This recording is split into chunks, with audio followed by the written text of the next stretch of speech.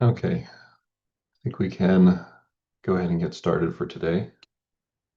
Um, hello everybody. Thank you for coming to today's orientation session for the 2025 CompuCell training workshop. I am Hayden Fennell. I'm the coordinator for this year's workshop. Many of you are already heard from me multiple times via email, so it's nice to finally meet some of you virtually in person. Um, Just as a quick note, this session, as well as most other workshop sessions during the actual workshop, is currently being recorded and live streamed to our CompuCell YouTube channel um, so that people can either watch these asynchronously or catch up on material later. So just so you know, these sessions are being recorded and live streamed. Um, you can find the slide deck that we'll be using today in the student materials folder of the following link. I'll go ahead and put this in the chat for you.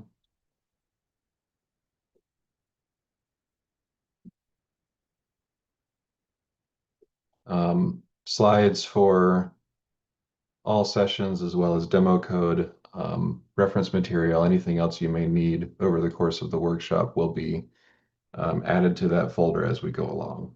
So keep an eye out on that folder. It will be populated with more and more material as we get closer to the workshop. We also have a Slack channel set up for the workshop. We put that link in the chat as well. If you're familiar with Slack, you can go ahead and sign up through that link. We'll talk a little bit more about the Slack channel later in the presentation, but it's a great place to talk to your workshop mates outside of workshop session time. And it's also a great place to find potential teammates for the hackathon. So please do sign up for that. It's a communication channel that we use a good bit over the course of the workshop. If you have any questions, concerns, or suggestions today, please feel free to submit them via the Zoom chat. You can also use the raise hand Zoom reaction and just ask your question into the room as well. Um, if you haven't yet, we recommend trying to download and install CompuCell3D to your personal computer. We're going to get started with the orientation here. But we'll have some time afterwards to answer any questions about that you may have.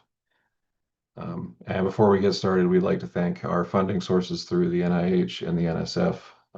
Their funding is what allows us to put this workshop on each year. So we thank them for their contributions.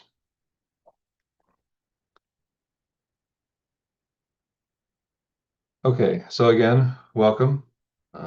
We appreciate your interest in this year's CompuCell training workshop, and we are excited to get to work with all of you at the end of this month. Just a quick overview of what we're going to go over today. So we're going to talk a little bit about what is virtual tissue modeling and why do we need it. We'll then talk a little bit about what CompuCell is, what it's capable of, what it's been used for in the past. We'll introduce maybe what you might want to do a little bit of background reading into in order to work with CompuCell, as well as provide some suggested resources. And then we'll talk a little bit about how to install CompuCell3D and get a basic simulation up and running. As well as where to go for help for workshop materials and additional reading. So we'll talk about course logistics as well, everything you need to know about how the course is actually structured, how to prepare for it. We'll talk about the hackathon as well. And then we'll have some time for general questions. We do have more than 80 people registered this year. The number has actually just jumped up to over 100. So we will do our best to support each of you, but please do be patient. If you've emailed me and you haven't heard back about something within 24 to 48 hours, please don't hesitate to email me again. Don't feel like you're bugging me. Sometimes emails, especially in the month leading up to the workshop, do get lost in the shuffle. Outlook has a bad habit of sorting emails by conversation sometimes, and it occasionally will put an unread email into a thread that's been mostly read. So it is possible to miss things that way. So again, if you've emailed me about something that you need for the workshop and haven't heard back within 24 to 48 hours, please just send me a reminder email and I will get back to you as soon as possible.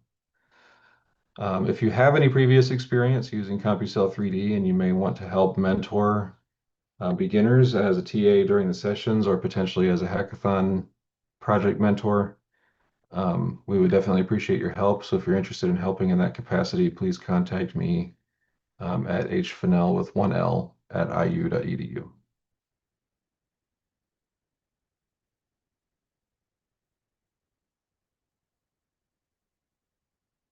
Okay, so just a little bit about virtual tissues to get started today. So what do we mean when we say virtual tissue? What we're talking about, according to this sort of complicated sounding title, is a mechanistic computer simulation of cell and tissue organization and control emergent dynamics characteristic of biological function.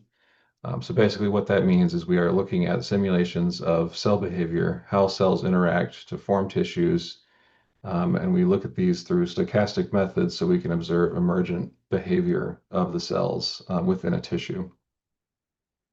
There's a number of different scales that you can perform virtual tissue simulations at, ranging from the whole animal all the way down to the subcellular. Um, CompuCell3D is situated sort of in this dotted region here, the organ, tissue, and multicellular level. So CompuCell3D is an agent-based modeling software that looks at the behavior of individual cells within a tissue. You can scale that up to larger portions of an organ. You can look at patches of tissue, or you can look at sort of the behavior of individual cells in medium. We can do some intracellular cell signaling with CompuCell using a package called Tellurium and a couple other network modeling packages, but those are sort of add-ons to the CompuCell model where you load network models into a cell. CompuCell3D's built-in functionality kind of exists at this organ to multicellular level.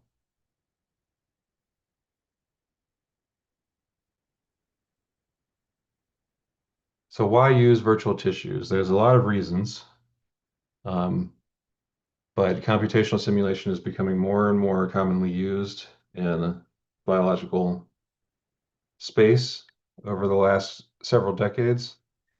Particularly, one reason is that it reduces the need for animal experiments. It allows for the testing of situations that are impractical or sometimes even impossible to test in experiments. It also allows for the easy setup of a exploration of a phenomenon with multiple parameter outputs that would normally take a long time to set up and run in a laboratory environment. Um,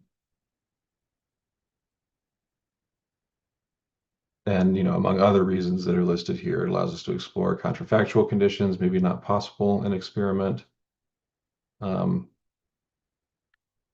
and allows us to test biological understanding and reveal critical gaps um, in the experimental data. So it's sort of a complement to experimental methods that sometimes allows us to explore things that we may not be able to experimentally because of various reasons.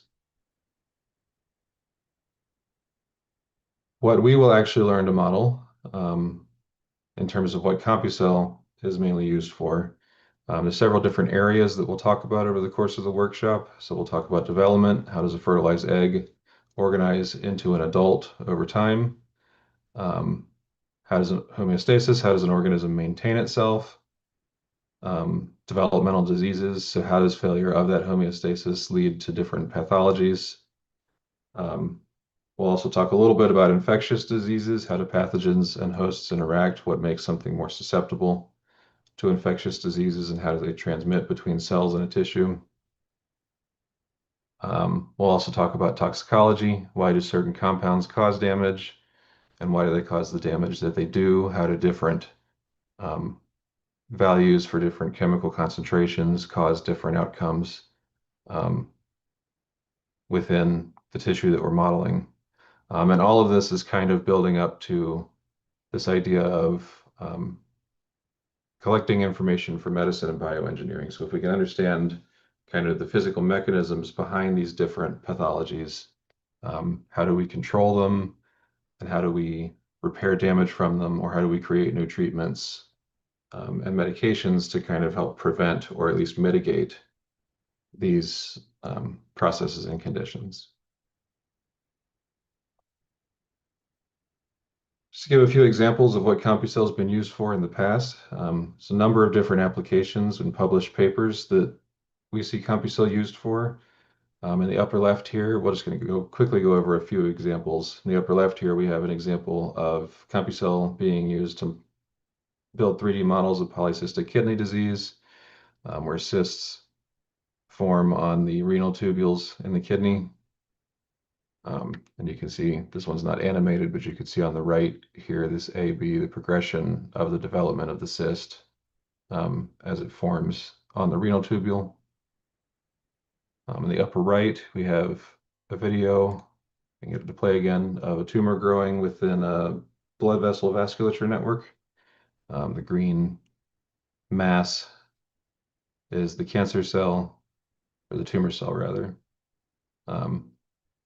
growing within the vasculature network. And you can see there where the vasculature turns purple. That's kind of where the tumor is disrupting the vasculature and sapping nutrients out as it grows. In the lower left, CompuCell has also been used in a couple of different retinal studies. The first being diabetic retinopathy therapy optimization. So this patch of cells represents damaged retina, and they're looking at how different patterns of laser ablation treatment on the retina create different prognosis outcomes, so that you can optimize, where to target the lasers.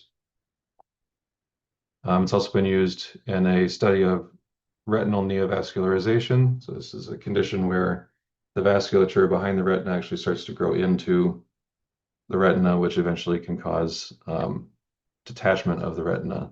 And you can see here the cells in green represent the retina, and then the red cells here in this simulation cube are the vasculature kind of breaking through. You can see on the side view here those red cells growing. I'll skip ahead a little bit, and eventually vasculature grows enough that it does cause adhesion failure and detachment of the retina there. You can see how it lifted off of the substrate.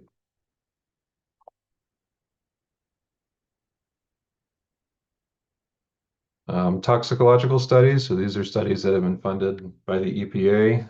Just a variety of different things. Up at the top, we've got a computational model that predicts the disruption of blood vessel development. So how does different chemical concentration gradients affect how blood vessels develop? And here you can see that there's actually complete disruption. The blood vessels are sort of disintegrating due to the toxicological setting. Another study, computational modeling and simulation of genital tubercle development. Again, how different chemical concentration parameters cause different outcomes and growth.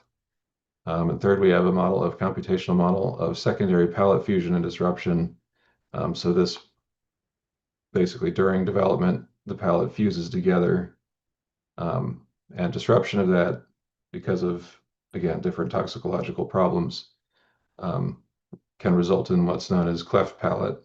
So again, understanding the mechanisms of how different chemical starting points produce different developmental outcomes is important, because we can then use that information to develop treatments to prevent these sorts of issues and defects. CompuCell has also been used in modeling immune response in epithelial tissue. I won't talk too much about this exact example, but you can see here that CompuCell has been used in immune studies as well, particularly in 2020. Things kind of exploded as people were modeling different kinds of COVID-19 susceptibility models. So just to give you a quick idea of the different kinds of things that CompuCell can be used for and has been used for in the past, it is a very flexible program. And if you have something that you're interested in modeling kind of the behavior of cells throughout a process, then we can probably find a way to help you do that. So by the end of this course, you'll be able to, one, look at a biological problem and ask quantitative questions that can be answered with simulations. So not all questions can be answered with simulations. Usually we have to do some scoping down of the questions into something that a computer can actually output. So we'll talk about how to do that. We'll also talk, or you will also learn how to analyze the components of a multicellular system and their interactions, and then translate them into executable CC3D code.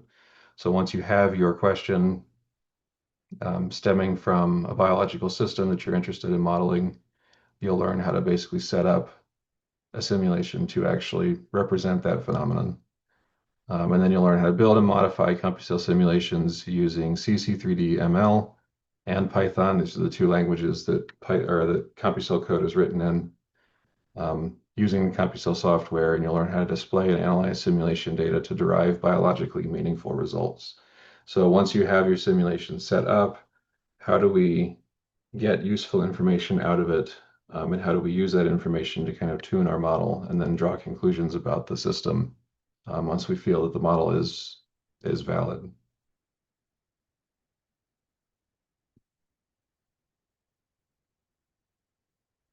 All right. Any questions about any of that before we move on to just discussing course logistics?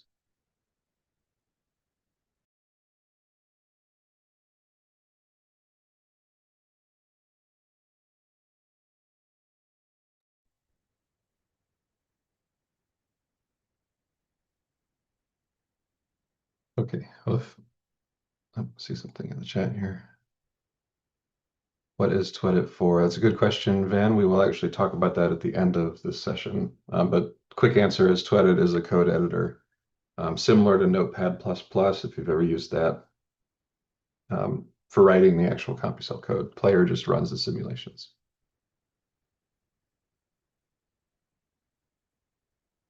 All right, if you have any other questions, feel free to drop them in the chat. We can circle back around. I'll keep an eye on the chat, so feel free to ask anything that comes up as we go. So to talk a little bit about course logistics, we will have links for Python Bootcamp Workshop and Hackathon sent out within the next couple of weeks. It may be the same link that you use today. We have to get our Zoom sessions set up for each portion of the workshop. So keep an eye on your email inboxes for those links. If we're getting to about a week before the workshop and you still don't have a link, it may be because your email got spam filtered. So please do remember to add my IU email address to your allow list. I'll put that in the chat again for people who have joined since we started. All emails regarding the workshop will be coming from my personal IU email address. So please make sure that that's added to your allow lists. If you are not getting emails from me, I will be sending out basically weekly updates until the workshop starts this month. So if you're not getting emails from me and you don't see anything in your spam folder, please do let me know as soon as possible so we can make sure to get you caught up, maybe using an alternate email or sending it from a different email of mine. We do have a hackathon teaming document, which I will post in the chat. Actually, I'd just repost the student materials folder as well. And then here's a link to our Slack channel. So please do get registered with the Slack channel. And then here's a quick link to our hackathon teaming document. We'll be sending out more information about how to use that document over the next week or two. There are some basic instructions in the document itself. So if you would like to get your hackathon idea listed there, or would like to add your name to the list of people looking for a team, please feel free to do so whenever you're ready.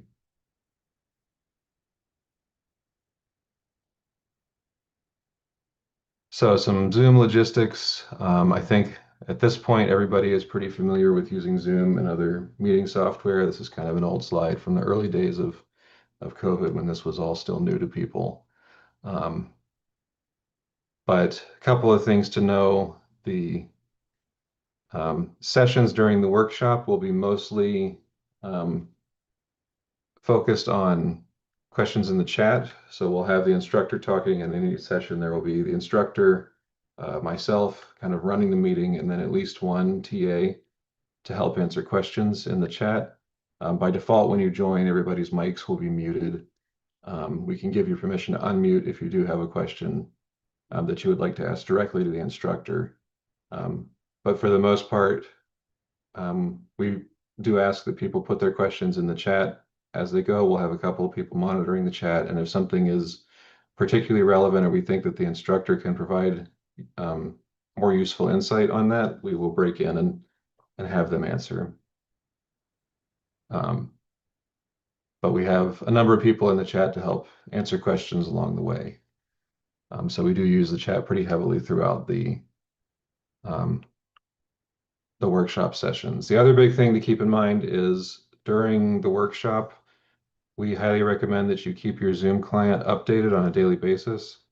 Zoom's update schedule is usually fairly consistent, but every now and then they'll push out a minor update at a different time during the week.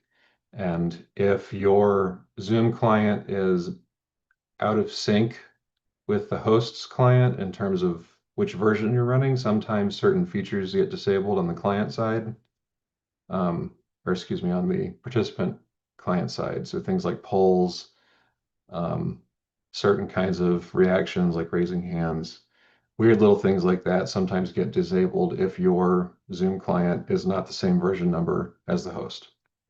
And we do use polls a lot throughout the course of the workshop to kind of check people's completion on activities, ask for feedback, things like that. So you want to make sure that your Zoom client is updated over the course of the workshop. We just recommend checking for updates in the morning when you sit down to join the meeting.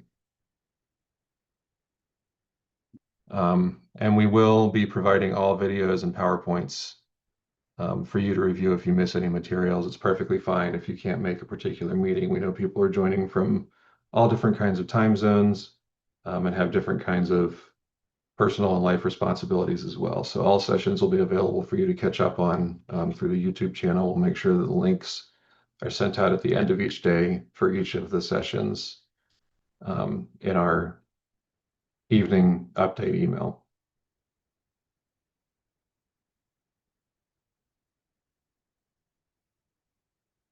So just a quick overview of our people for this year. So this workshop was put on by Professor James A. Glazier and myself at Indiana University Bloomington. Teachers for this year consist of Professor Gilberto Thomas, Pedro Sensei Del Castel, Professor Giulio Belmonte, Jim Sluca, Lorenzo Vescini, Priya Majapuk, and TJ Sago. And we'll have a couple of other people, some guest presenters in various sessions. But if you have any questions for a specific instructor, you can find their emails at the beginning of each slide deck. And if you're not sure who to contact, you can always just email me. And if I can't answer your question directly, I can forward you to someone who can.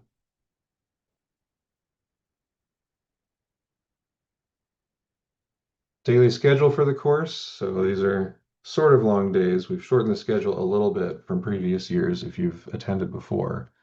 But all times here are in Eastern Daylight Time, which is UTC -4. So make sure to schedule accordingly for different time zones. But we usually open the meeting, so we officially start at 10 a.m., but we usually open the meeting at around 9:30 to have some time for quick questions, discussion of anything from previous days, troubleshooting of CompuCell if you've run into issues during the workshop. Sometimes that does happen. Not common, but we'll have 30 minutes at the start of each day for general questions and discussion. Then from 10 a.m. to 11:30, we'll have our first core module of the day. These usually consist of roughly 30 to 45 minutes of lecture content on a new topic, and then 45 or so minutes of hands-on exercises kind of mixed throughout. From 11:30 to 12, we'll have what we call our extra session. So this is just a 30-minute session to help us work in some time for things like hackathon prep, some demonstrations of current CompuCell research, small topics maybe that don't fit within one of the larger modules. This extra session is used for various things. And we'll have a calendar of what those extra sessions are within, before the workshop, at least 1 week before the workshop starts. From 12 to 1, we'll have our lunch break. And then from 1 to 2:30, our second module of the day. From 2:30 to 3, we'll have a half-hour break, followed by our third and final session for the day from 3 to 4:30 p.m., followed by at least half an hour for discussion, troubleshooting, and questions with the instructors. So all the instructors from that day will come back for that session, and we officially have, excuse me.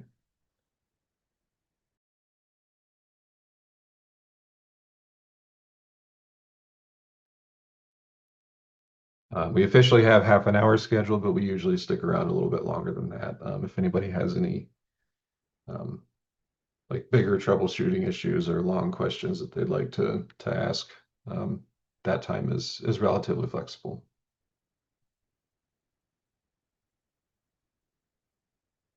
All right, any questions about course logistics before I move on to potential background reading?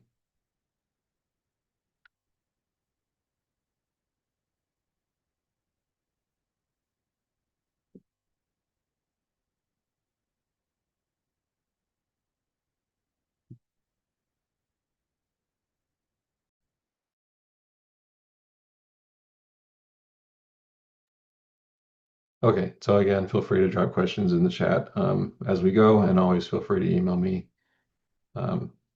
directly with questions that come up later.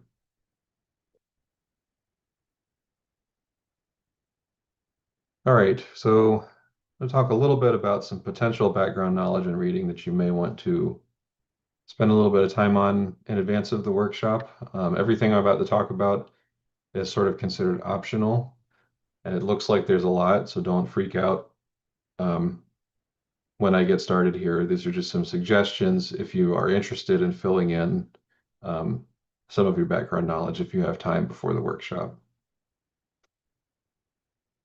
So we kind of think of computational modeling or biological computational modeling as consisting of, for CompuCell's purposes at least, as consisting of 5 different core areas. You've got principles of modeling. You do need to know a little bit about Python programming to use CompuCell effectively. We'll talk about that more in a minute. Obviously, if you're doing biological modeling, you need to understand the biological principles behind what you're trying to model, as well as some of the general biophysics that kind of govern the mechanisms of the model. And then it is useful to have some mathematical background so you can understand how these biological systems are translated into computational code. Again, you don't need to know all these topics in depth.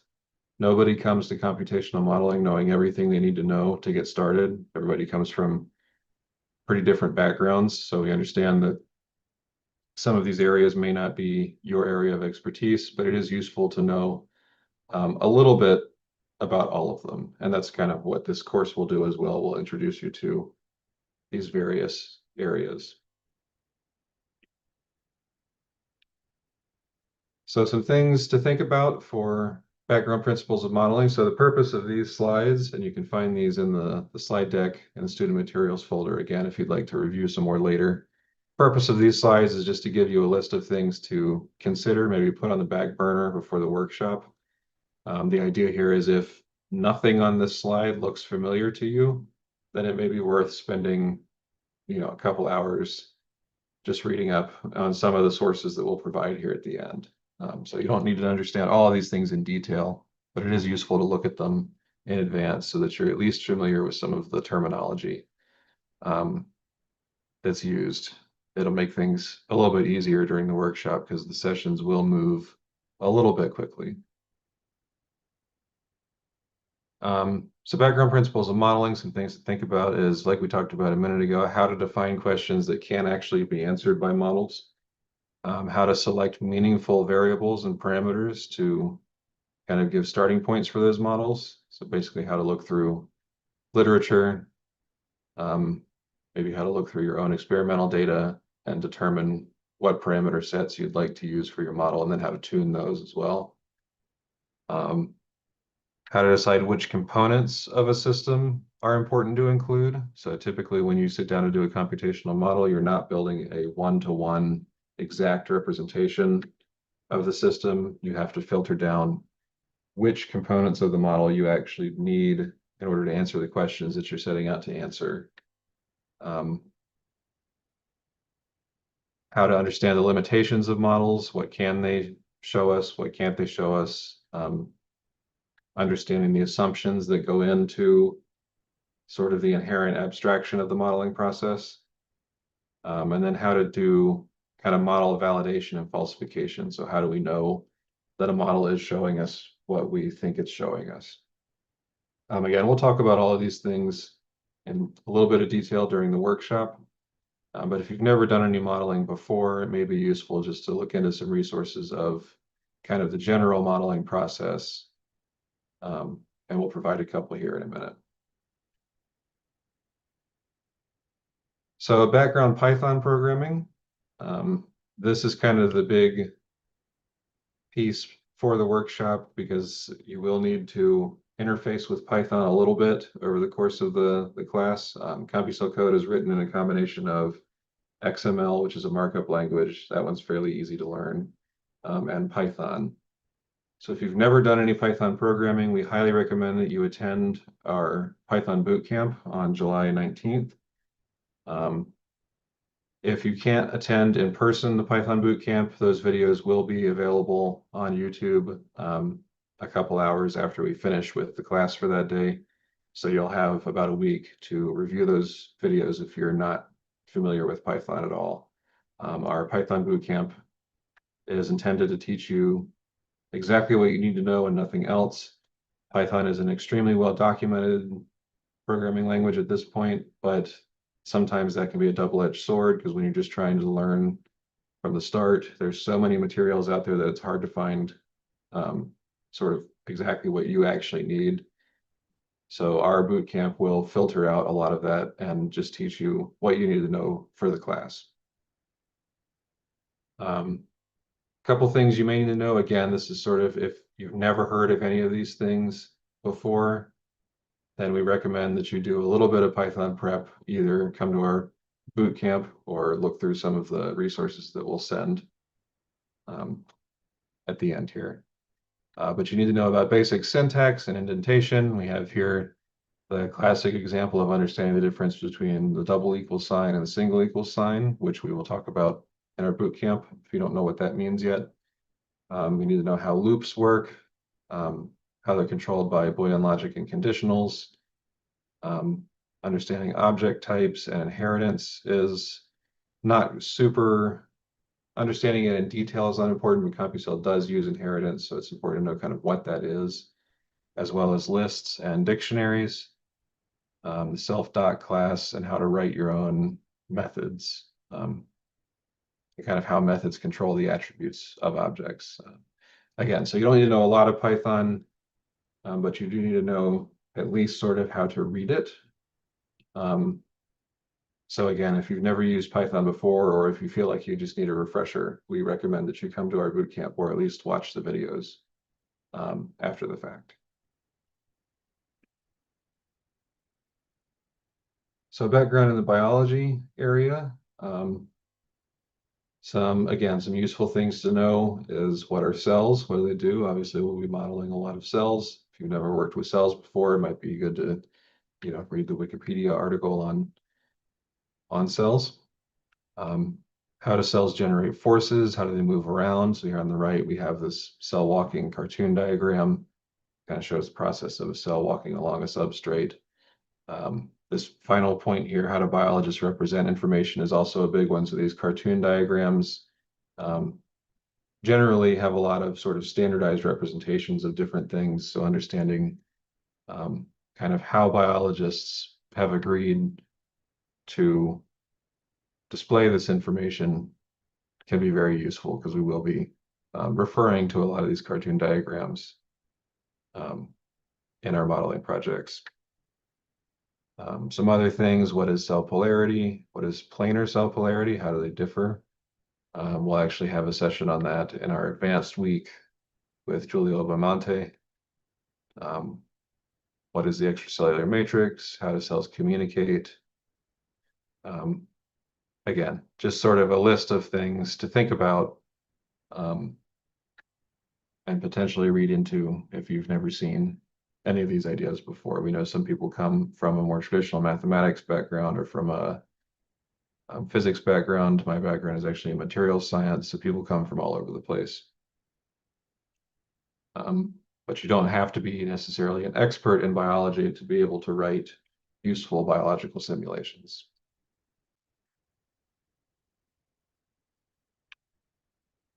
A little bit of background in biophysics is also useful, particularly in our case. Diffusion, we'll be talking about diffusion a good bit. We'll actually have a whole session on how to do diffusion of chemical gradients in CompuCell. So if you've never really done much work with diffusion, we do recommend taking a quick look at some materials for those.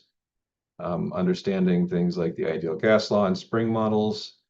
A lot of things in physical simulation get simplified down into spring models. So that's kind of a good example of how we can kind of abstract what is otherwise very complicated relationships into something that a computer can sort of churn through relatively easily. Understanding what a constraint is, how to constrain our systems. And then we'll, again, during the workshop, we'll go over the basics of the cellular POTS model. But if you've never seen it before, it is worth maybe reading, again, briefly before the workshop to kind of get a feel for what we're actually going to be doing. The cellular POTS/GGH model is the underlying algorithm that runs CompuCell3D.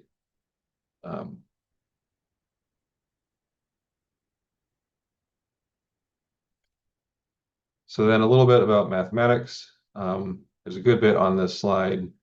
The pictures here on the right come from dynamical systems theory. This is the idea of stability and fixed points, bifurcations, sensitivity analysis, basically exploring a parameter space to find values that represent the most accurate version of our system.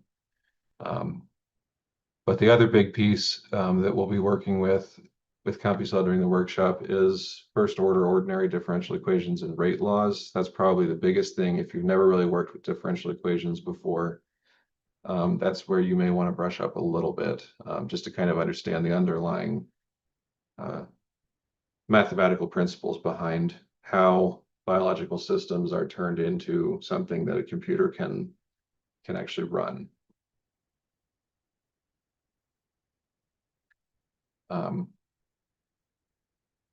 So again, just a few things to think about in advance of the workshop.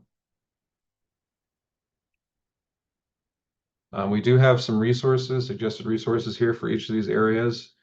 And again, you can find, I won't blast all of these links into the chat, but you can find these slides in the student materials folder. I'll go ahead and share that again, just to be sure everybody has the link.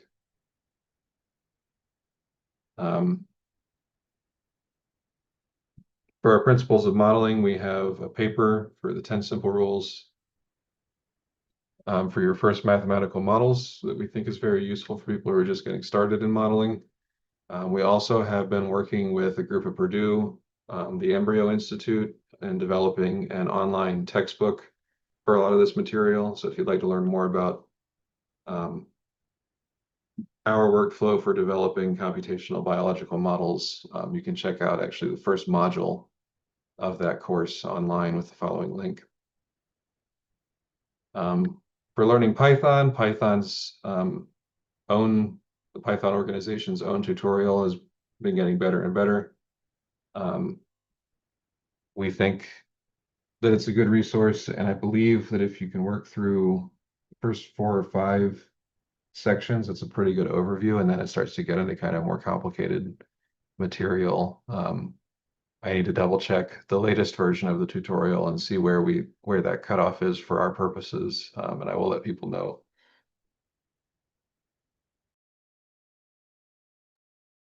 Excuse me, but you don't have to do the entire tutorial, just kind of those first few sessions. We've also recommended people this Python Village exercise series from Rosalind. We think it's a good way to test your knowledge in Python. This is 6 exercises that actually provide you with feedback on whether or not you've done the exercises correctly. If you can work through exercises 1 through 5, we think you're in pretty good shape for the workshop. You don't have to be able to do them, but if you just want to test your own knowledge, exercises 1 through 5 is kind of a good self-assessment, particularly if you're interested in participating in the hackathon as a contributing programmer for your project. You don't have to do programming for the hackathon, but if you would like to potentially offer your services, that's a good way to test and see if you remember everything you need to know. For network modeling, which we'll talk about on day 5 of the workshop, we have a couple of resources here. For mathematics, a good introductory text for mathematical biology is listed here. And for biology as well, Gilbert's Developmental Biology is a great start and reference. Obviously, it's a big book, but if you just want to get a copy to maybe flip through a little bit in advance of the workshop, we recommend trying to maybe find versions of the textbook that are a couple of editions behind.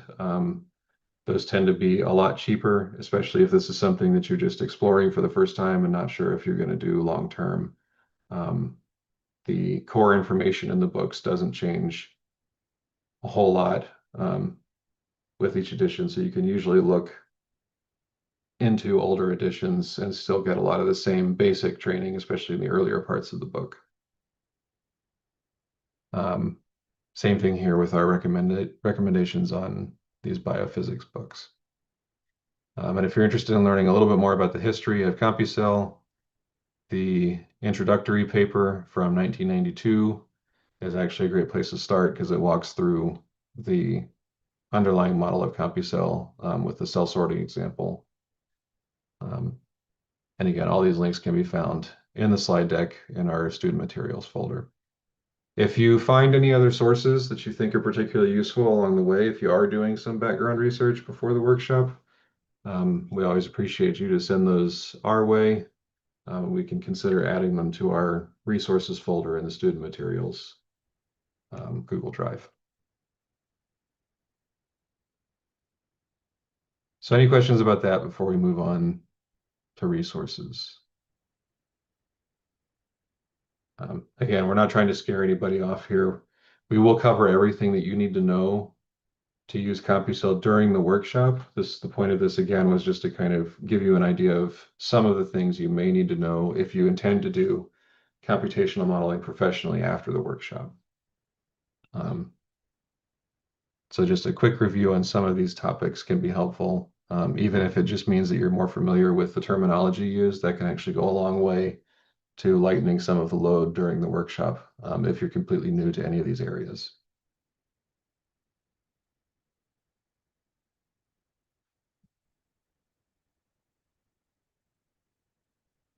Okay, so as usual, feel free to drop any questions in the chat. I will get through this next session, and then we'll actually walk through a quick example in CompuCell together. We'll build our first example simulation. So resources for the workshop, again, all announcements will be posted to the workshop website, which is CompuCell3D.org/workshop25. We'll be updating that site fairly regularly leading up to the workshop. Currently, there is a schedule of content on the page, tentative schedules. Some of those sessions, particularly in the second week, may move around a little bit, but that's currently what we're looking at as far as course content goes. You can download CompuCell3D from CompuCell3D.org/sourcebin. You can also find online help and manuals through the website. We do have a quick start guide available through the site. Just something to keep in mind, this is based on CompuCell 3.6, but most of the information for setting up some initial simulations is still the same. Your interface just may look a little bit different. So it is all still useful information. Just keep in mind that it's been written using an older version of CompuCell. We're currently working on updating this quick start guide. Again, please do join the Slack channel, and all materials can be found through the student materials folder over the course of the workshop.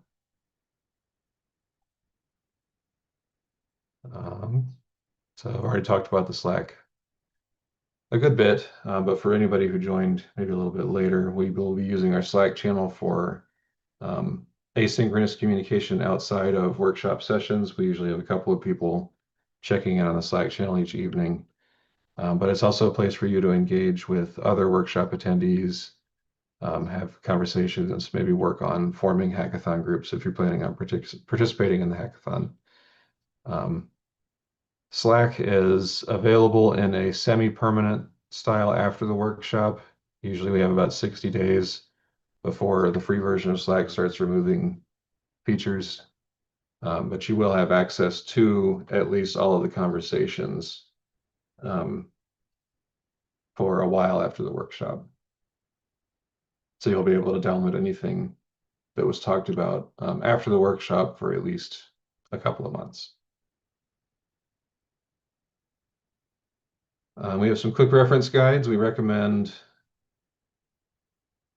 downloading these and either printing them out to have in front of you during the workshop or saving a version somewhere easy to access like your desktop so that you can reference them when they're needed. I'll put the link in the chat here for these.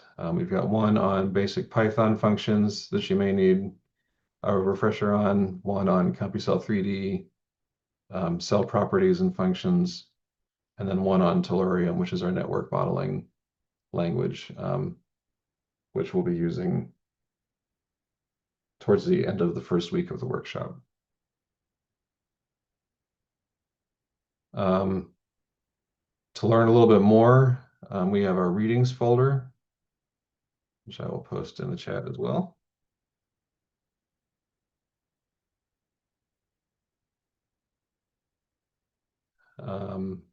Quick question from Van, is Tellurium an editor? How is it compared to Twedit? So Tellurium is a network model specification language. So you write basically the short Tellurium specifications, and then you load those into cells using Twedit. So it's a kind of an add-on package to CompuCell, but it's not an independent editor. You'll still use Twedit to write all of that.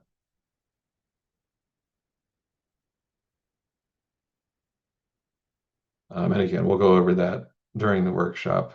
But yeah, so other readings that you may want to take a quick look at if you want to skim over some of this stuff, we have a folder available with some various papers that have used CompuCell. So we've got a couple on kind of the principles of modeling, and then a few example papers that use CompuCell. So if you just want to take a quick look at kind of what has been published with CompuCell in the past, it might give you a feel for what you might be able to do with it with your own ideas.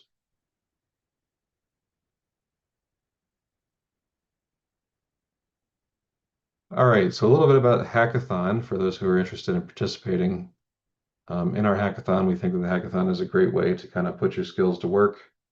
A lot of learning happens during the process of actually building your own models based on your own ideas. So we think that is a valuable use of time if you're interested in participating. Our hackathon this year is from Friday, August 8th to Sunday, August 10th. So these will be 3 full days this year. August 8th, that first day will be spent kind of helping people finalize their hackathon groups and get started on setting up their projects. And then you'll have 2 full days on the 9th and 10th to work on your projects. And we'll have instructors in the room all day kind of circulating to help people build their models. We will have at least one hackathon project pitch meeting in advance of the workshop. We're still trying to nail down exactly when that will be. It'll be at least 1 week before the workshop. This is a chance for you to come give a lightning talk of 3 to 5 minutes to pitch your idea. If you have a project idea, we'll provide a template for you to provide a short presentation about what you want to model and maybe what you're looking for in other Team members, again, you don't have to have a project idea to participate in the hackathon. You're welcome to join another group. There's a lot of different ways that people have contributed to hackathon groups in the past outside of just programming.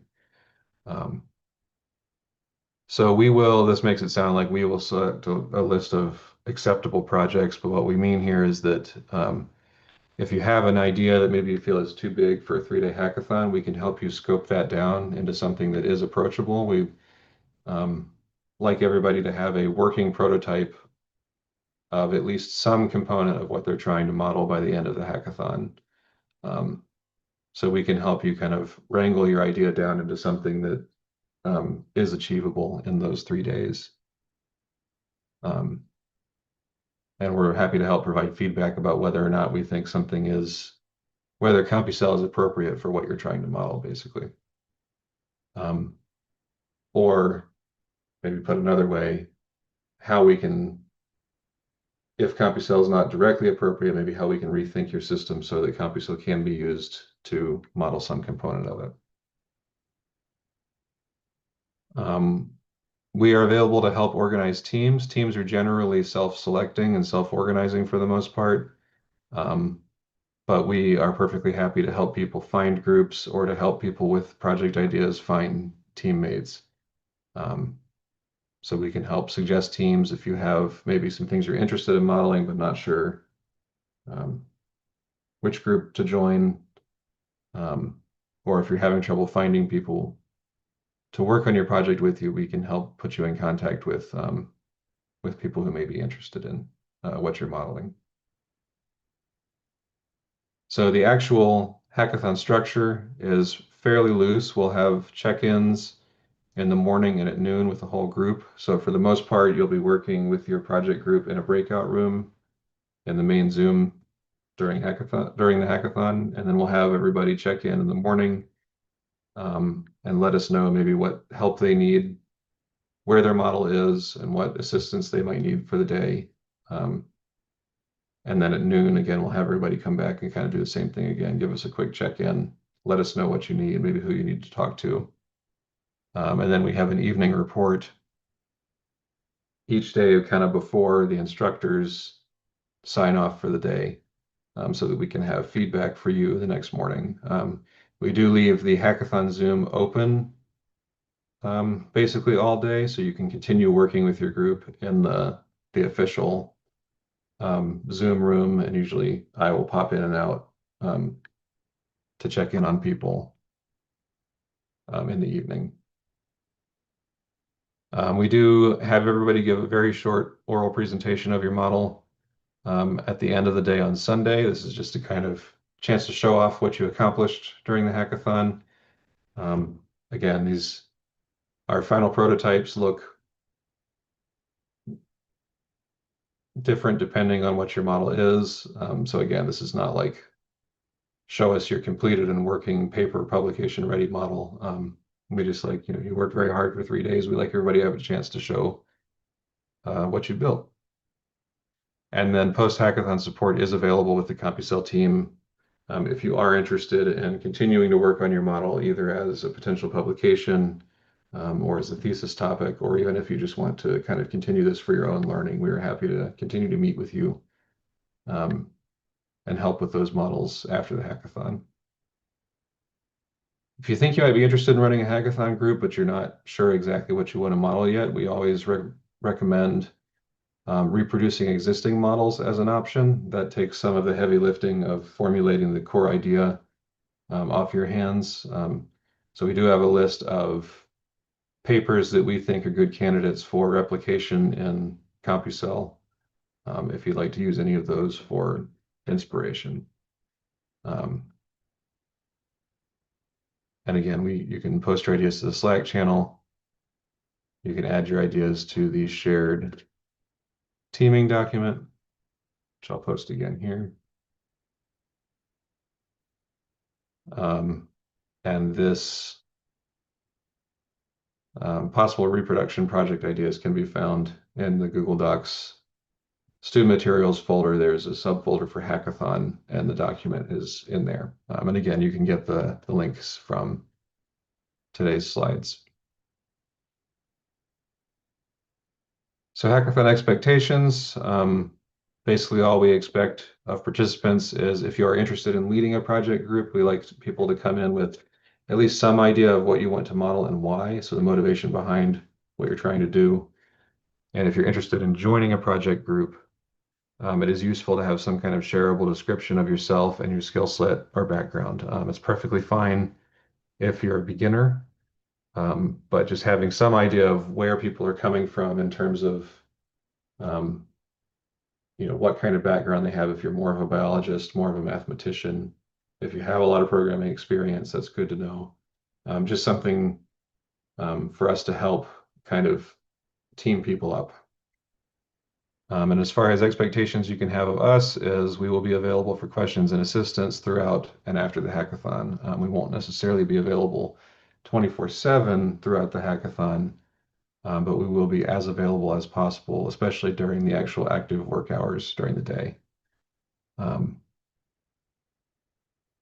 and again, if you intend to participate in the hackathon, particularly as a contributing programmer, we do think that it is useful to be able to complete those Rosalind Python Village exercises 1 through 5. Um, again, don't have to be a programmer on your team. You can be, biological consultant. If you have a biology background, if you have a mathematical background, you can help with that process of finding or writing the equations for your system. A lot of different ways to contribute. But if you are hoping to contribute as a programmer, we do recommend doing a little bit of self-assessment on your Python knowledge before the workshop starts. So any questions up to this point about the hackathon resources, anything like that? We will be going into a CompuCell tutorial here just to give you some idea of how much longer to expect this to take. That should take about 15 to 20 minutes. So you're welcome to stick around if you'd like to see the tutorial. I understand some people do have to leave at the hour mark, but that is the basic information of what to expect from the workshop. So any questions about that, I'll give people a minute here.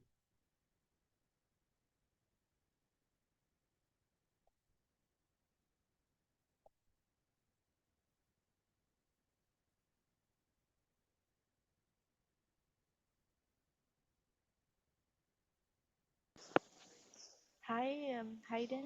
Hi, everyone. Yes, hello. You Uh, coming in? Thanks for the presentation. It's been really useful. Um, I attempted at installing the system. Mhm. I'm not sure whether what I have is good. So I'm able to pull up Threaded, um, but I have no idea what I use it for. Okay, well, actually, this example here will show um, some of that. So we have, if you're having any issues with installation, I'm not saying you are, Vim, but I'm just saying in general, if you're having any issues with installation, we do have an installation session coming up this Wednesday, I believe at 3 p.m. I'll send out an email about that with the link. But yes, so this, if you want to, so Van, if you have it installed already and you'd like to follow along with this example, this should give you a good idea of how Twedit and Player are used together. Thank you. Am I So am I that's saying that the right? Is it Van or tutorial. Von or Van, Von? Okay. thank you. Okay, so that should be the last part of the slides where you Mhm. posted some examples. Thanks. All right. Any other questions before we move on to our quick tutorial?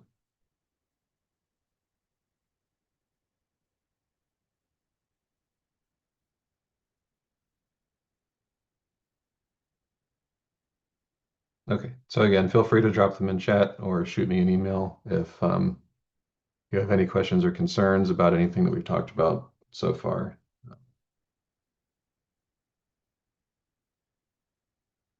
So next, what we'll do is a very quick overview of CompuCell3D. So like we've kind of talked about a little bit already, the CompuCell consists of two main pieces of software, the CompuCell3D player, is a tool for running, visualizing, and interacting with CompuCell3D simulations. This is what will run by default when you just run CompuCell on your computer. And there's also this piece called Twedit, which is a built-in code editor that's kind of customized for CompuCell code.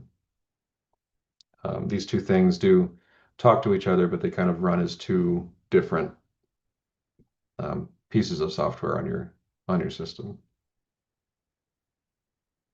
Some quick notes on installing or running CompuCell. So if you don't have CompuCell installed just yet, that's perfectly fine. You can just kind of watch along with me. The slides are available, and there's the walkthrough of this is all available in the slides. So you can always either watch this video on YouTube later or just reference the slides to run through this yourself later once you do get CompuCell installed. If you're having issues installing CompuCell, particularly if you're on a Mac or on Linux, we recommend that you contact us as soon as possible for help.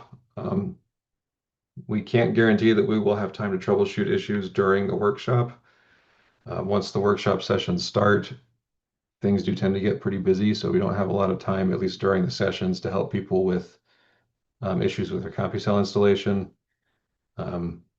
We do have time at the end of the day to help people with that kind of thing. But if you are having issues with installing CompuCell, please let us know as soon as you can so we can get you some help and make sure that it's running properly. Katarina, so we need to also install Twedit. No, Twedit is installed along with CompuCell. Sorry, that was maybe confusing before when I said they're two separate pieces of software. They're both CompuCell. They'll run in two separate windows is what I meant. But Twedit is installed automatically with CompuCell.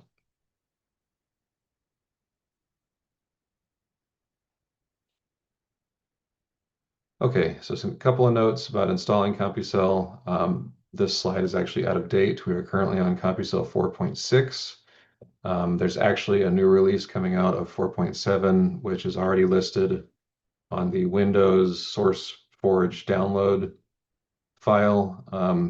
So if you have CompuCell 4.6 or 4.7, that's fine. So the information here is all the same. These numbers on the website will just be 4.6 instead of 4.5. I apologize for the out-of-date slide. I need to go in and fix that. So you'll just go to our CompuCell3D.org/sourcebin. And then here under index, most recent releases, you'll just click on your platform if you're running Windows, Mac, or Linux, and then it'll take you down to a set of instructions on how to download the installer and install it on your operating system.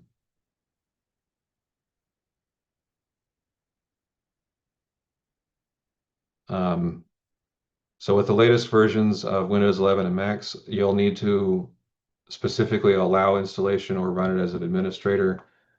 It will be flagged by Windows overactive executable protection, so you'll have to go into more information and just run it manually that way. Once it's installed, you can just search for CompuCell3D and open it. So again, if you're having any issues with installation, please do plan on attending one of our installation sessions or email me and we can set up like a brief 30-minute help session to help you get your installation worked out. So I believe I am sharing my whole screen now. Yes, so I'm actually just going to open CompuCell on my computer. When you run CompuCell, it will launch a terminal window. For those who are unfamiliar with working in the terminal, don't worry about that. It looks kind of like the stereotypical movie version of a virus being installed on your system. We promise it's not. This is just the terminal running CompuCell in the background. So this terminal window needs to stay open while you're using CompuCell.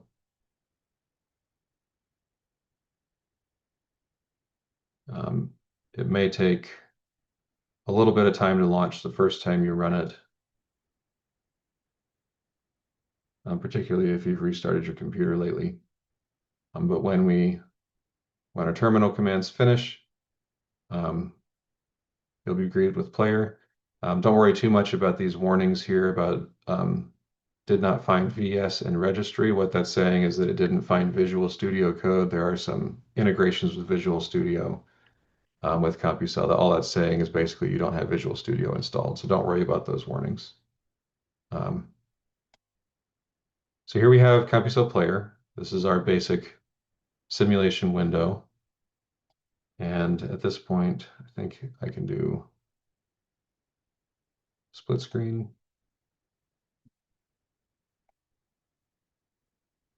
And what we'll do here is actually use CompuCell Twedit Wizard to create a cell growth simulation. So what we'll do first actually is we can open a simulation file using player here. We'll see, let's maybe open angiogenesis. And what you'll do there is just, so CompuCell comes with some package demos. Just going to open book chapter demos. This is kind of an off script thing here, but you'll notice when we select a simulation file, so this .cc3d file points to all the files that are needed for the simulation. And when we select one, you'll notice that our title bar at the top changes to the name of the simulation. That means it's loaded. It's not running yet though.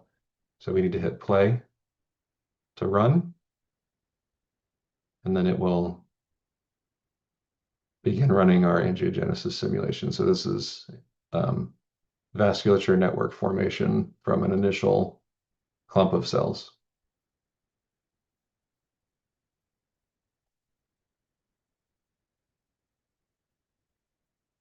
So again, I know that was kind of quick, but basic player controls are up here. So currently the simulation is running. We have other controls, so run, step, pause, and stop. If we pause our simulation, it just halts the simulation temporarily at the current simulation step. We can use the step button to move it forward one step at a time. And then we can resume running the simulation. If you click stop up here, it will actually close the simulation. It looks like it's paused, but it's actually terminated the simulation. So when you hit play again, it will start from the beginning. So just something to keep in mind. If you need to pause the simulation and change some parameters, to always use pause instead of stop.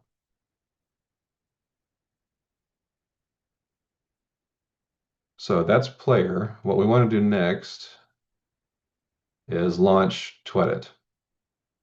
So once you're in your player window, there's a couple of ways to do it. There's this icon of a pen and paper. I know my icons on my resolution are kind of small, but if you hover over it, it'll pop up, Start Twedit++. If that's too hard to see, you can also go to File, Start Twedit. So we'll click Start Twedit. Again, it may take a minute to actually launch. Mine was pretty quick today. But on the left here, you can see our Twedit window, which I'm actually going to move over to the right just for now. So this is our Twedit code editor. Again, if you're following along, once that launches, what we need to do is create a new CompuCell project. So again, just to clarify, this player window is just for running and visualizing simulations. You don't actually do any model creation here. Where we create our models is in Twedit. So we'll drop down CC3D project up here. We'll go to new CompuCell project. And then you'll be greeted with our simulation wizard. So this is a series of menus that get some initial information about your simulation and generate the initial code for you. You'll still have to make edits to your code generally, but this kind of gets over that initial step of needing to write a bunch of different code files, and will just give you a good starting point for your simulation. So let me advance here. A Couple of things to note about creating your simulation. First things is your simulation directory. You want to make sure that you are saving your simulation somewhere in your user account where you have full read-write access. Um, you also want to make sure that it is not a cloud folder. So in recent versions of Windows, your default installation will tie your documents, music, pictures, folders to your OneDrive account.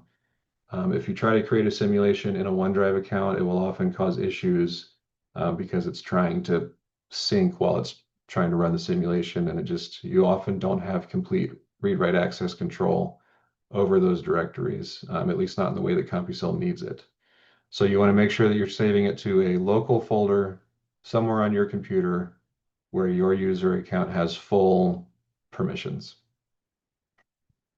In my case, that's going to be this folder I made for orientation demos. And then you want to give your simulation a name. A couple of things about names. You can't start your simulation name with a number, so I couldn't call this simulation 2sim or something like that. It needs to start with an alphabetic character.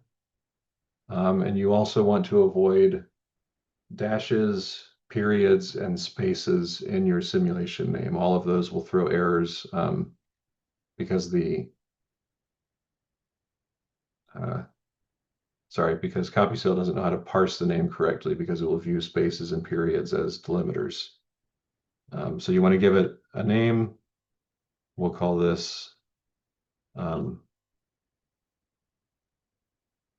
cell growth example 1. You can use underscores, so if you need to include spaces in your simulation name, using underscores is usually the safest way to do that. We'll leave Python plus XML checked down here, and then you will click Next, which will take you to your simulation properties window. So this is the basic simulation setup window that allows you to specify how many pixels in each direction your lattice is. So in the X direction, Y direction, and Z direction. Lets you specify your boundary conditions, your lattice type, your average membrane fluctuations. This is basically the overall energy level, sometimes referred to as temperature, pixel copy range, number of Monte Carlo steps, and how your cells are created, as well as units. This units is a new addition in 4.7. If you're running 4.6, this won't be in your wizard. But we'll leave all of this as it is by default. And again, we'll go over what all of these things mean during the workshop. Today is just a quick example of how easy it is to build simulations in CompuCell. So we'll leave this all at the default settings. We'll click Next. And here is your cell type specification. So this is where we add cell types to our simulation. You'll notice that it starts with a medium.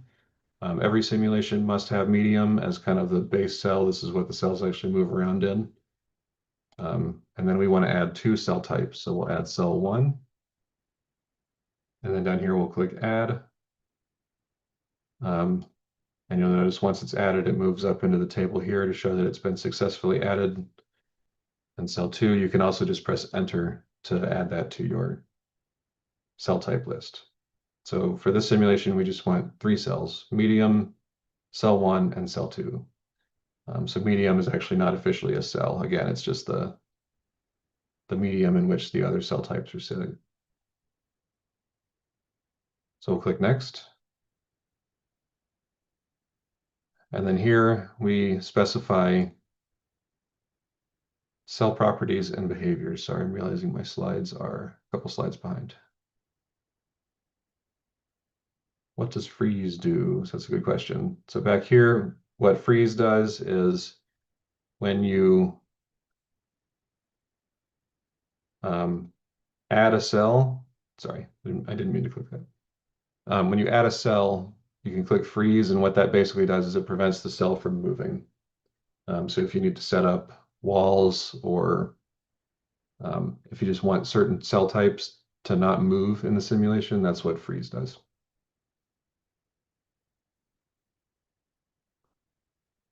And we don't want anything frozen here.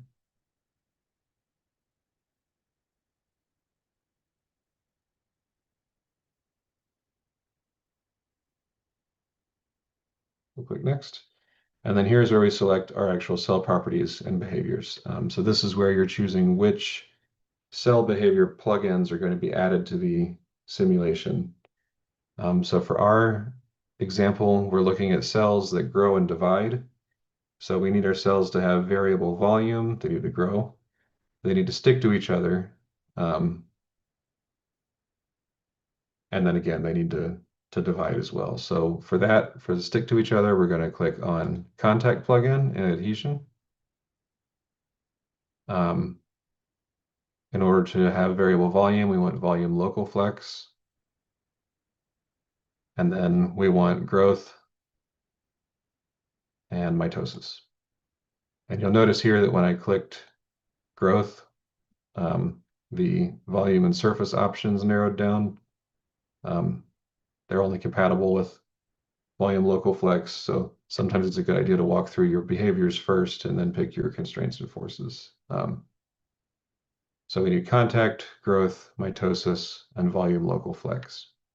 And then we'll leave center of mass and cell neighbors checked over here. So you'll click next. It will ask you for chemical fields. We're not going to use one in this simulation. So if we click next without doing anything, it will just leave that plugin out. And then we'll click finish. So at this point, configuration is complete, but the simulation has not been created and saved. So you do have to click finish. And you'll notice in your Twedit project window, we now have a project. So I'm actually going to move this to the left so we can see both at once. And you'll notice over here, even though we're working in cell growth example, the angiogenesis model we were looking at before is still loaded in player.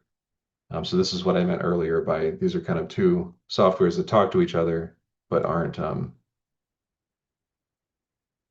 you kind of send information from player to Twedit and back. So in our Twedit window, we want to actually look at our code files now. So if we double click on our project, it'll drop everything down and it will open all of our files in our editor. So we have 3 files in most simulations by default. We have an XML file, which is our parameter specification. So again, you'll see here some of the stuff that we walked through in the wizard. We have our dimensions, our number of Monte Carlo steps, our temperature like we were talking about. We have our 2 cell types in the cell type plugin. We have our volume plugin, which is actually tracked in the Python, but it has to be specified here. Then we have our contact plugin. So all the things we selected in the wizard have been added to our specification file in XML. And we'll talk in detail about kind of how to interpret all of this during the workshop. But you'll also have our basic Python file. This is just the Python file that runs the simulation. You won't usually have to make any changes to this one. But our stepables file is actually the Python scripts that are run in between Monte Carlo steps during the simulation. So here we have our mitosis stepable, basically saying that once the cells reach a certain volume, they divide. And then our growth stepable, where volume is added to each cell as the simulation steps forward. So again, don't worry if this doesn't make much sense yet. It will by the end of the workshop. The core idea here is that we have basically 2 interacting files, our XML specification, which sets everything up at the beginning of the simulation, and then our stepables file in Python, which is actually what's making changes to the simulation as it moves along. So now we want to open this in player and take a look at what we've created. So if we go back over to Twedit and we right click on our cell growth example, you can click open in player. And you'll see over in our player window, I'll need to maximize this.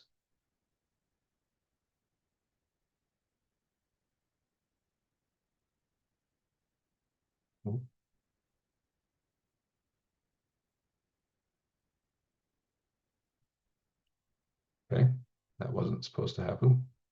Give that another try.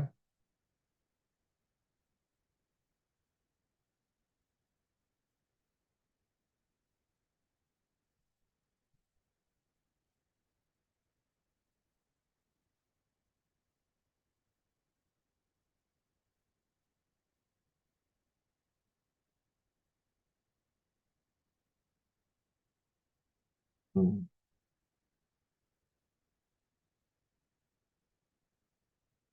Apologies. It was unexpected. Let me just restart CompuCell real quick.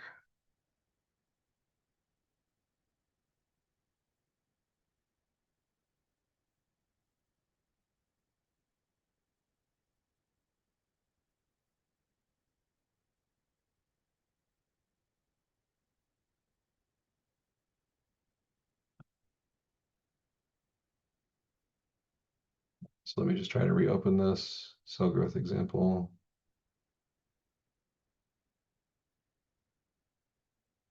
And then open in player.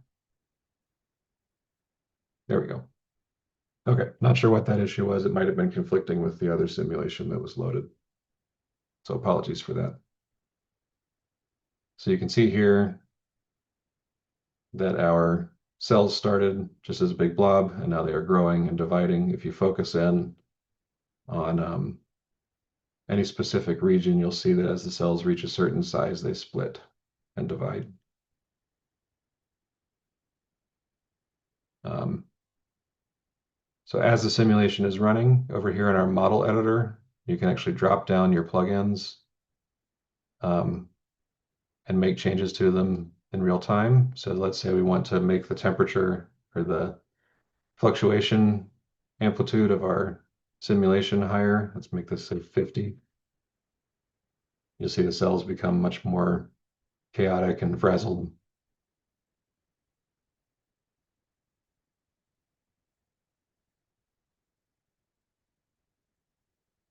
Let's bring this back down to 10, get our cells back to normal. You can also change your contact values. So let's say if we wanted to have a little bit of differential sorting, we could make our energy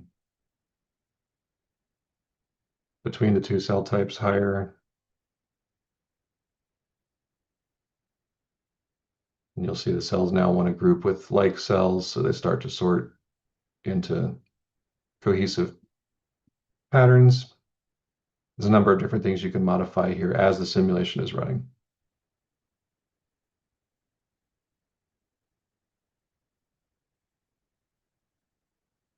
And then you'll see if we make this 10 again, the cells will kind of reintegrate into one non-preferential mass.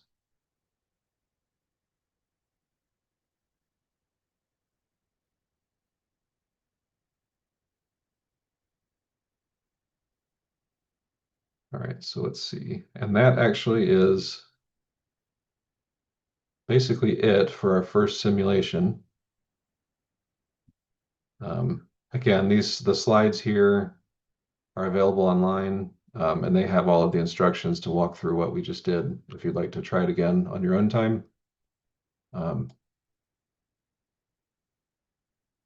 ahead and stop this here, bring this back to full screen. So we are running out of time here. The slides do also include some information about what the different code files do, as well as a walkthrough of the different plugins that we specified. So if you're interested in maybe getting a sneak peek, again, we'll talk about this during the workshop, but if you want to get a sneak peek on what the code actually looks like, if you're interested in kind of experimenting with it on your own before the workshop, the slides do have a good bit of detail in here about what each of these plugins is doing. So please do feel free to take a look at those. And if you have any questions along the way, again, please feel free to email me. And if I'm not sure how to answer your question, I will get you in touch with someone who can. So last notes, things to do to prepare for the course, just a quick review. Make sure you can launch CompuCell on your local computer. Make sure you can load, edit, and save a CompuCell simulation and tweet it. We have a few examples here. So in the demos folder, once you've got CompuCell installed, if you can load and run these 3 simulations, that's a pretty good test to make sure that all of the various packages installed correctly. So we have the path here for where to find each of these simulations. If you can run all 3 of those, then your installation is in good shape. Nothing is missing. And then if you would like to do any background reading, please do feel free to review any of the core concepts using the resources that we provided. If you're planning to participate in the hackathon, please do think about either a project that you would like to model or what kind of project you might want to join. We'll have a survey sent out within the next couple of weeks for people to kind of fill in some of their initial hackathon interests and maybe what they intend on doing for the hackathon. So do keep an eye out on your email inboxes for that as well. So that is all I have for today. I know that was kind of a lot, but again, if you have any questions, feel free to send them my way, and I'm happy to stick around here for a few minutes to help answer other questions if people have them. Hi, Hayden. Just a curiosity. So, the example that you have just shown, and I managed to follow along to see it on Mhm. my screen here. Uh, that's great. I'm just curious, how is this 3D? Because I'm seeing this as 2D Right. on my So screen. yes, CompuCell can do 3D because we looked at the angiogenesis simulation, which is in 3D, but a lot of CompuCell simulations will actually run in 2D, Ah, especially if so basically what it's doing is it's running a 3D simulation as 1 pixel deep. So it's just a slice of a 3D version, but what we've found is that for a lot of simulations, 2D is perfectly adequate for answering the question you're interested if you're mainly looking at kind of how cells are moving around, and it runs a mm, lot faster too. So running in 3D will is more expensive computationally and will slow your simulation down. But if you do need to I see. know spatial information about the 3D system, then CompuCell is also capable of that. Um, Is that an option during the setup of the project? so that Yeah, simulations are intrinsically 3D. Yeah, so during the setup, when we were walking through the wizard, when you specify your XYZ dimensions, that's where you Mm, would say, I want my simulation to be 256 pixels in I see. the Z Okay. direction. Thank you. Yeah, yeah. So Okay. we can actually take a quick look at this. Actually, we can change that in our XML if we do Z equals 256, Oh, and then we save. I might be getting myself into trouble here. Let's see. So you'll see it does start as a 2D simulation, and you'll see it is running much slower now. yeah. Up here, you can change the visualization to 3D. Oop.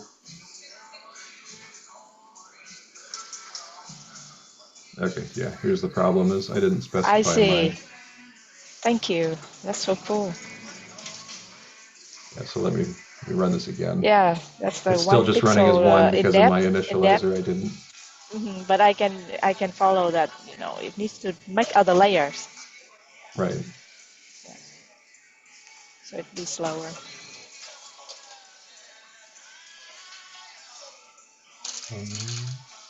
Is it running? Like it sometimes Zoom causes my CompuCell to run really slow.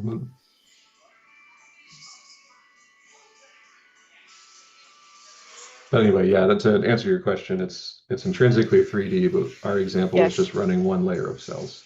So Thank you you can so think of much. that as like looking down on a petri dish of Hmm. cells instead of an actual clump. Yeah, it did help to see that one layer Hmm. of z equals 1. Right.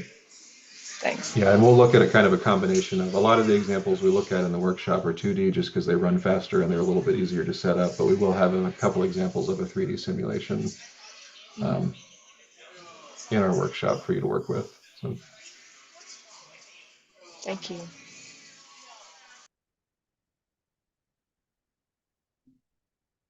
yeah, how is the hackathon structured time-wise? Is it also, yes. So Katarina, it's yeah, we'll have 7 8 hour days.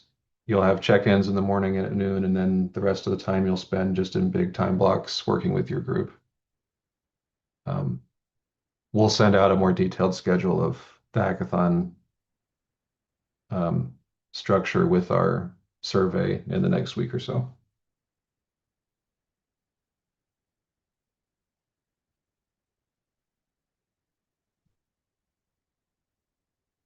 Any other questions? If you don't have any other questions, that's all I've got for today. Again, just keep an eye on your email inboxes for additional information coming up. And if anybody is having issues or hasn't received links to the payment form or their waiver form, please let me know. I know we've had some issues with spam filters catching some of that stuff. Um, so please do let me know if you either haven't gotten that information yet or if you're having trouble filling out the forms. Yeah, James here does ask, does everybody have CompuCell3D running on their computer?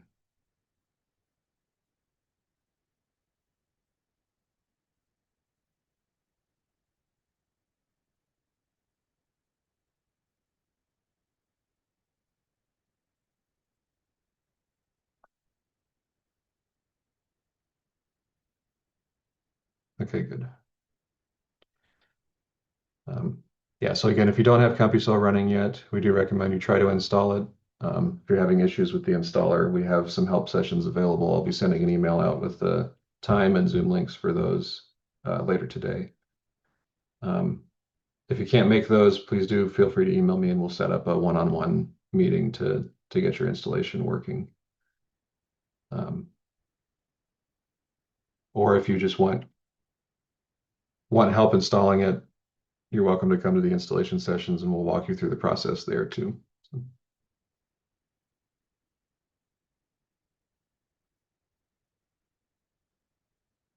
all right, so if there's no other questions, I think we can call it quits for today. I am looking forward to working with all of you later this month.